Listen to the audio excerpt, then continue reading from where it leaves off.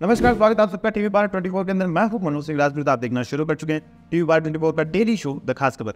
आज की खास खबर में बात होगी सबसे पहले क्लाइमेट चेंज के बारे में। दरअसल ये वो इशू है जिसके बारे में ज्यादातर लोग बात करना ही नहीं चाहते। अब नहीं करने की वजह से रीजन ये है कि पिछले एक दशक से लगातार जो पृथ्वी का टेम्परेचर है, अर्थ का टेम्परेचर, वो बढ़ता जा रहा है। उसकी वजह से कई जगह पर फ्लड्स देखने को मिल रहे हैं। फ्लड्स के साथ साथ हमें लैंडस्लाइडिंग, जो भूस्खलन होता है, वो देखने को मिलता है। कई जगहों पर बादल फटने जैसी जो सिचुएशन होती है, जहाँ पर हद से ज़्यादा बारिश होती है, वो देखने को मिलती है। और जस्ट उसके अपोजिट साइड हमें देखने को मिलता है कि किस तरीके से जो वेस्टर्न कंट्रीज़ है, वहाँ पर अभी भी हीट वेव चल रही है, यानी लू की सिचुएशन हो चुकी है। अब उसमें ऐसी ऐसी घटनाएं निकलकर सामने आ रही है कि एक इंसान है जो चलते चलते गिर गया, और वो गिरने से जब वो धरती पर गिरा, यानी रोड पर गिरा, तो उसकी वजह से वो जल गया। सुनने में ये आपको बहुत अचंभे वाली बात लग रही होगी, और इसी साल ही एक ऐसा केस आया है जहाँ पर एक शख्स जो ज़मीन पर गिर जाता है और वो जल जाता है। और ऐसा वैसा नहीं जलता, बहुत ही सीवियर जल जाता है, जिसकी फुटेज आप मेरे पास में देख रहे होंगे। अब ऐसी सिचुएशन सामने अगर खड़ी हो गई है कि हमें अर्जेंटली कुछ ना कुछ जो डिसीजन है वो लेने होंगे। अब ये प्रॉब्लम कितनी बड़ी है असल में, उसके बारे में इस पूरा वीडियो होगा, जो इसका सॉल्यूशन होगा। अगर ये वीडियो अच्छा जाता है तो इसके बारे में हम सॉल्यूशन से रिलेटेड एक वीडियो भी अपलोड कर देंगे। अब सबसे पहले बात करते हैं आखिरकार प्रॉब्लम कितनी बड़ी है और कैसी प्रॉब्लम हमारे सामने आ चुकी है। इंडिया में आप सब लोगों को पता होगा कि इस साल हमें कई जगहों पर फ्लड्स देखने को मिले। हिमाचल प्रदेश, कश्मीर, पंजाब और साथ में हरियाणा और दिल्ली जैसे इलाकों के अंदर तेज बारिश देखने को मिली थी, और यूपी भी इससे अछूता नहीं रहा था। कई सारी जो नदियां हैं, उनके जो लेवल्स होते हैं वो डेंजरस लेवल्स को भी पार कर गए थे। यमुना नदी का आप सब लोगों को पता होगा कि किस तरीके से उसके जो लेवल्स हैं वो आगे गए थे, और उससे दिल्ली के अंदर बाढ़ आ गई थी। क्लाइमेट चेंज की बात करें, ये तो रही इंडिया की बात। अब इंडिया की सिचुएशन तो हम लोग आसानी से जानते हैं, लेकिन वाकई में वेस्टर्न कंट्रीज में क्या चल रहा है उसके बारे में आज थोड़ी सी और बात करेंगे। क्लाइमेट चेंज की वजह से हमें कई सारे देशों के अंदर हीट वेव को देखने को मिली, साथ में साइक्लोन और साथ में तूफानों जैसी बातें भी देखने को मिलती है। किन कंट्रीज के अंदर देखने को मिलती है जरा वो जान लीजिए। टोटल मिला के 15 कंट्रीज है, जिसके अंदर है Italy, Sicily, Greece, Corsica, France, Spain, Portugal, Algeria, Syria, US, Canada और यूके। ये वो कंट्रीज है जहाँ पर हमें हाई टेम्परेचर देखने को मिला था, और जिसके अंदर जो ये जिन देशों के मैंने अभी नाम बताए हैं, उन देशों के अंदर लगातार जो इनके जंगल है उनमें भी आग लगना शुरू हो चुकी है। और कितनी आग लगती है वो भी जान लीजिए। अगर कनाडा की बात करूं तो पिछले जुलाई के महीने में ही सिर्फ 1600 जगहों के ऊपर आग लगी है, यानी 1600 जगहों के ऊपर आग लगी है जंगल के अंदर, जिसकी वजह से कई सौ एकड़ की जो जगह है वो जलकर खाक हो गई है।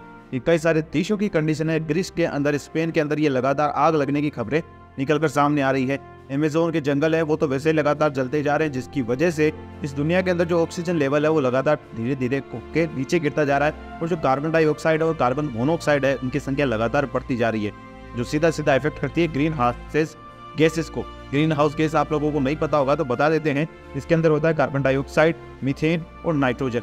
वहीं मैं फ्लोरिनेटेड गैसेस की बात करूँ तो उसके अंदर आता है हाइड्रोफ्लोरोकार्बन, उसके बाद सल्फ्यूरिक हेक्साफ्लोराइड्स, नाइट्रोजन ट्राइफ्लोराइड्स, उसके बाद में पेरीफ्लोरल कार्बन। ये वो गैसेस है जिनकी वजह से लगातार जो ग्रीन हाउसेस इफेक्ट है उसमें मात्रा होती जाती है, जिसकी वजह से ओजोन लेयर का पतला होना और भी कई सारी समस्याएं खड़ी हो जाती है। ये ओवरऑल धरती का जो टेम्परेचर है उसको बढ़ाने का काम करती है। अब इसकी वजह से क्या होता है कि ये इफेक्ट करती है जो इंडिया के, जो इस दुनिया के नॉर्दर्न पोल और साउथर्न पोल है उन पे इफेक्ट करती है, जहाँ पर अंटार्कटिका ओशन में रिलेटेड जो अब इन गैसेस की वजह से आखिरकार होता क्या है, जो धरती का जो टेम्परेचर है वो लगातार बढ़ता है, जिसकी वजह से जो सी लेवल होता है उसका टेम्परेचर भी बढ़ता है। फ्लोरिडा के अंदर इसी साल नापा गया था 37.7 डिग्री सेल्सियस, जो कि अपने वर्ल्ड लेवल पर यानी 200 साल में सबसे ज़्यादा हाई पर है।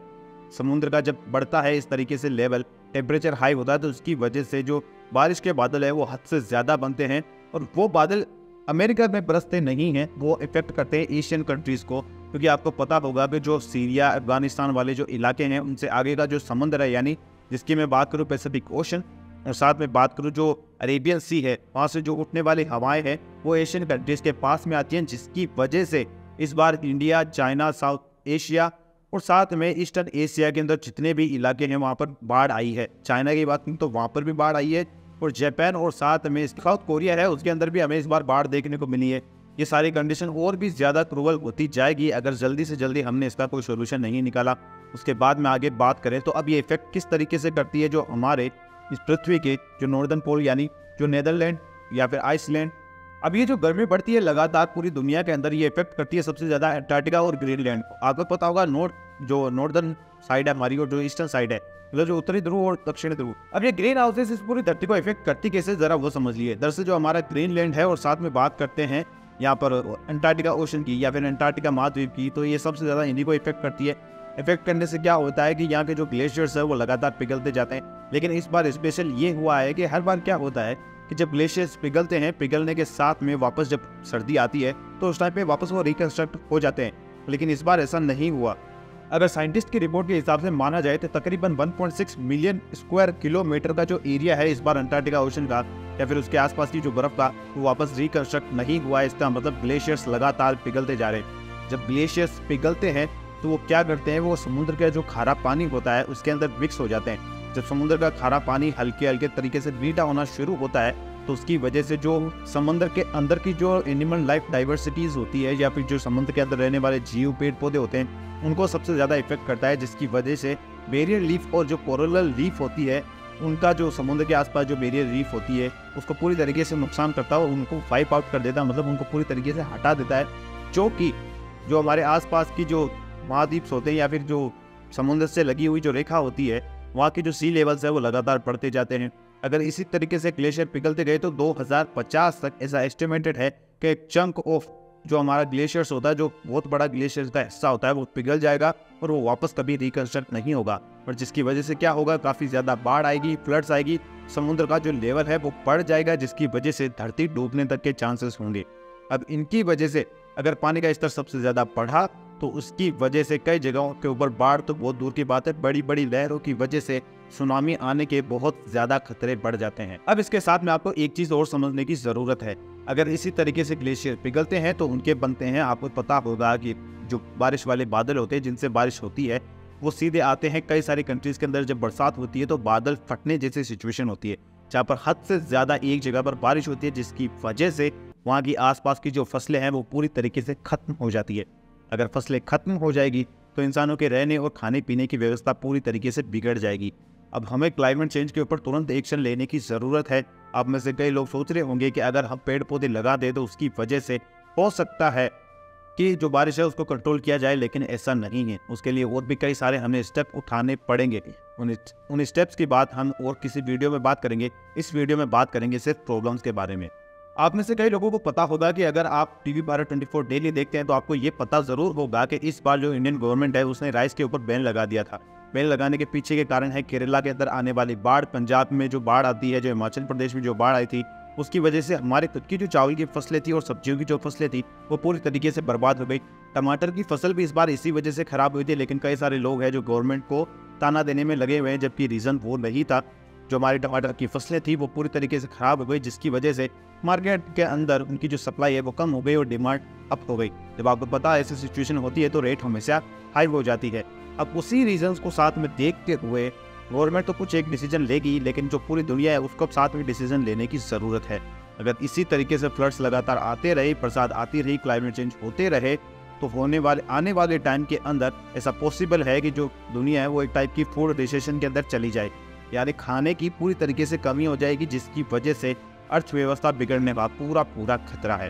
क्लाइमेट चेंज की बात करें तो अभी लोग इसको ध्यान से नहीं समझ रहे हैं, लेकिन अभी भी समझने की कोशिश भी नहीं कर रहे। अब इसके अंदर भी जो पोल्यूशन के मामले में है वो सबसे आगे तो यूएस है, लेकिन यूएस के अलावा भी चाइना और इंडिया भी पीछे नहीं है। सबसे ज़्यादा तो यूएस ही करता है, वैसे आपको बता दूं, लेकिन वो खुद इनमें स्टेप लेने को कोई ज़्यादा ज़रूरी नहीं समझता, जबकि अपनी जो मुसीबत का पांडा है वो दूसरे देशों के ऊपर फेंकने को तैयार हो जाता है। वही आपको बता दें, जो ग्लेशियर पिघलने का मेजर रीजन होता है, जो कारण होता है ग्लेशियर पिघलने का, उसके पीछे ज़्यादा बड़े कारण नहीं है, ज़्यादा मतलब ऐसे कोई सिचुएशन नहीं है जिसके अंदर आप आसानी से समझ ना सके। अगर मेजर रीजन की बात करूँ मैं तो वो होता है ऑयल को और गैस को जलाना, यानी जो हम गाड़ियाँ चलाते हैं उसकी वजह से। दूसरा आता है जो हम डिफॉरेस्टेशन करते हैं, मतलब जंगलों को लगातार काटते जाते हैं और दोबारा उन्हें नहीं बनाते, चाहे वो आग लगने की वजह से जंगल समाप्त होना हो या फिर और कई सारे रीजंस की वजह से। उसके बाद में बात करें तो लगातार जो फार्मिंग के लिए जो हम केटल्स पालते हैं, मतलब गाय बकरी वगैरह, जो सिप वगैरह पालते हैं, भेड़ वगैरह, उनकी वजह से कार्बन मोनोऑक्साइड है उसकी मात्रा लगातार बढ़ती जाती है। वो अलग बात है कि हमें उनसे दूध दही घी जो भी हम डेयरी यूज़ प्रोडक्ट बनाते हैं वो चाहिए होते हैं, लेकिन उससे ज़्यादा लोग दूध से भी ज़्यादा कंज्यूम करते हैं उनको अपने डेली मीट के लिए। जो मांस होता है वो जानवर होगा उसके लिए उनको ज़्यादा ग्रो करते हैं, मतलब उनकी फार्मिंग ज़्यादा करते हैं, जो कि इंडिया के लिए और पूरी दुनिया के लिए एक मुसीबत का सौदा बन चुकी है। उसके बाद में बात करेंगे तो जब हम फसल उगाते हैं, जब भी कोई भी अगर हम फसल उगाते हैं तो उसके अंदर सबसे ज़्यादा यूज़ में लेते हैं फर्टिलाइज़र यूज़ में लेने की वजह से जो ओवरऑल जो एनवायरनमेंट है उसके अंदर नाइट्रोजन की मात्रा है वो बढ़ जाती है और एक मिसबैलेंस हो जाता है एनवायरनमेंट के अंदर, जो कि बरसात को बुरी तरीके से इफेक्ट करता है। उसके बाद में लास्ट में बात करेंगे जो फ्लोरेनाइड गैसेज होती है जिसके बारे में अभी मैंने आपको बताया, जैसे CFCS और SF6NF3 और PFCS। ये वो कुछ गैसेज है जिनकी वजह से जो एनवायरनमेंट है उसके ऊपर ओवरऑल इफेक्ट पड़ता है। अगर ग्लेशियर्स इस बार पिघले हैं, जो इस साल में जो ग्लेशियर्स पिघले थे वो वापस रिकंस्ट्रक्ट नहीं हुए हैं, बल्कि एक बहुत बड़ा हिस्सा था जो कि पानी की तरह ही रह गया, वहाँ पर फिर से बर्फ़ नहीं जमी है।